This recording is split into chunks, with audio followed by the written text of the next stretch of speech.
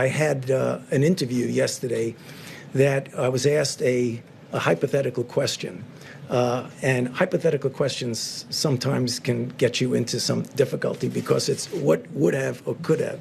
The nature of the hypothetical question was if, in fact, we had mitigated earlier, could lives have been saved?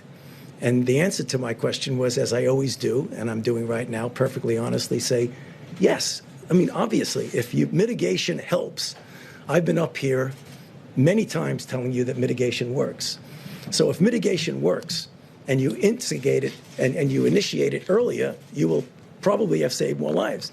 If you initiated it later, you probably would have lost more lives.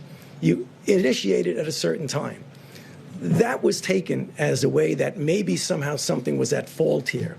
So let me tell you from my experience, and I can only speak from my own experience, is that we had been talking before any meetings that we had about the pros and the cons, the effectiveness or not of strong mitigations. So discussions were going on mostly among the medical people about what that would mean. The first and only time that Dr. Birx and I went in and formally made a recommendation to the president to actually have a, quote, shutdown in the sense of not really shutdown, but to really have strong mitigation.